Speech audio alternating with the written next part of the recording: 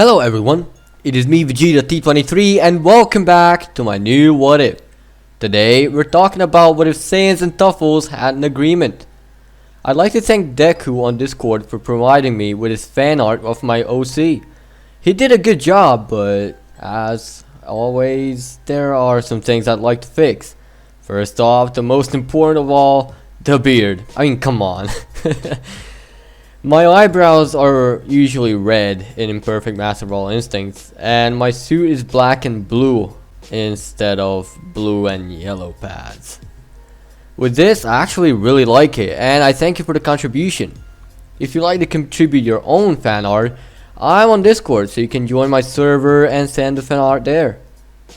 Before I start with the video, I'd like to mention that I created a Discord server for you to join.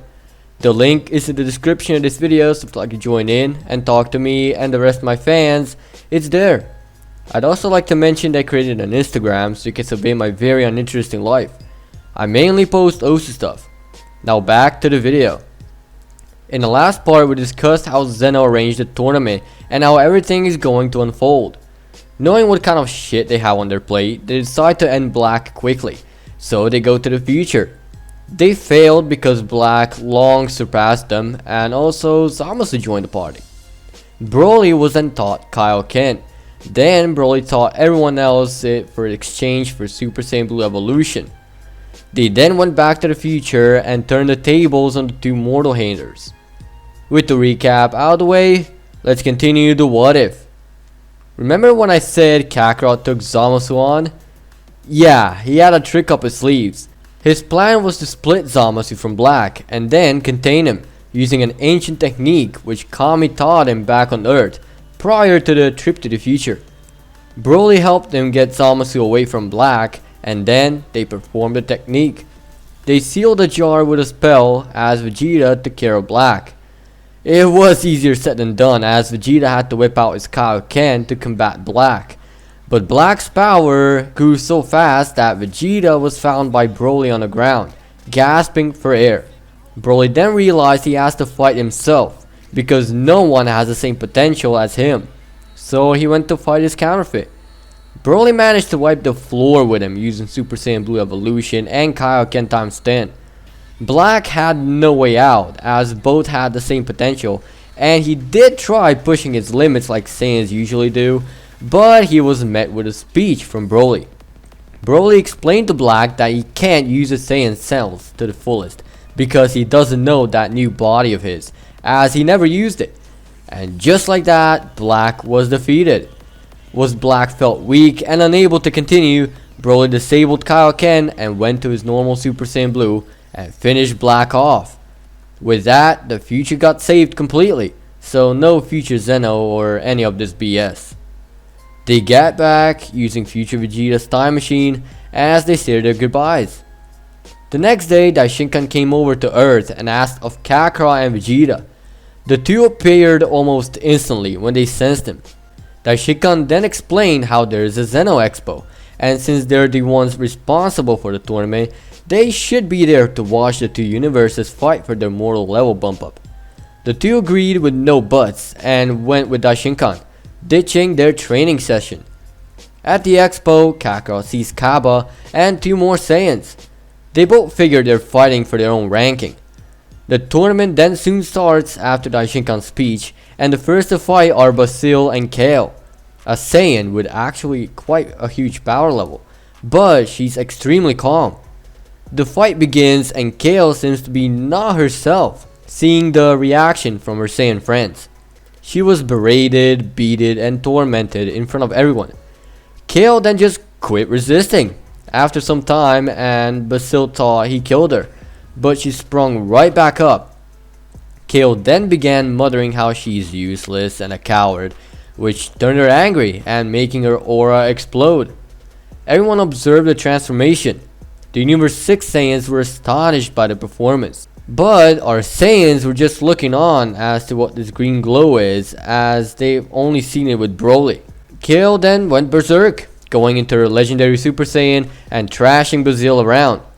Kakarot pointed out how this girl looks exactly like Broly, and how she'd be a perfect match for Broly, elbowing Vegeta a little and joking around for that matter.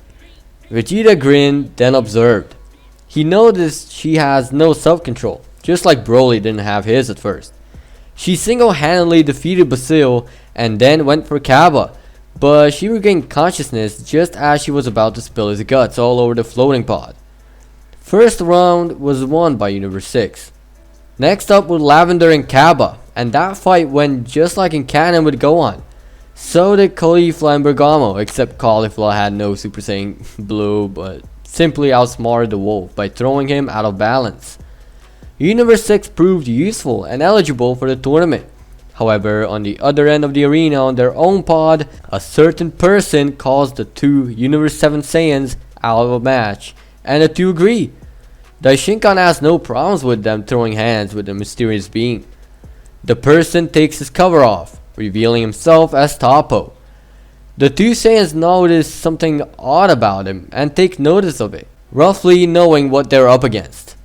The three begin the battle, and both Saiyans begin with their Super Saiyan forms, and Toppo is having a bit of difficulty with the two, so he steps it up by powering up.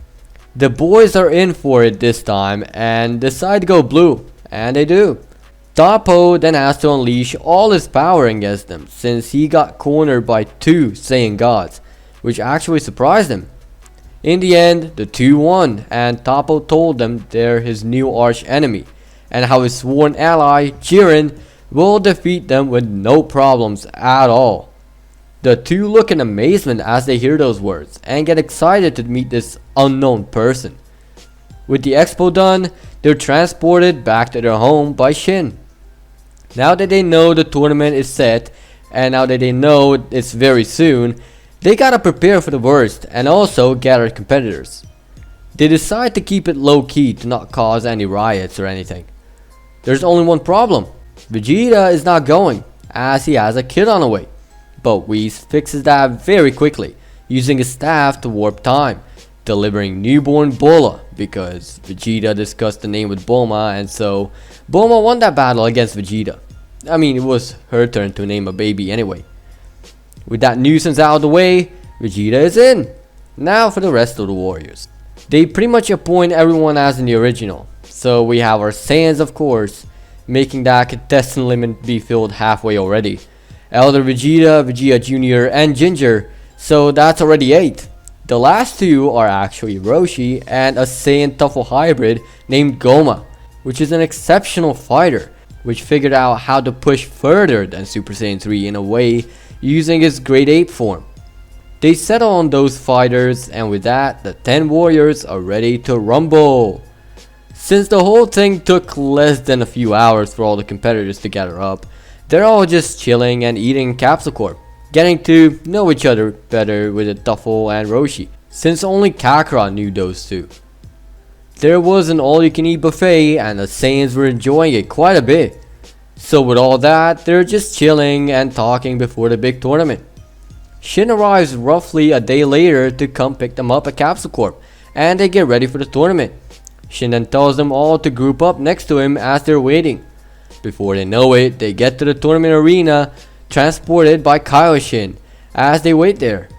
Goku meets the rest of the Universe 6 Saiyan lineup, but gets brushed off by Caulifla. And then the main course comes as it's Universe 11, and they're nettled. Kakarot goes over to greet them, but Jiren gets behind Kakarot in an instant, advising him to go away if he values his life.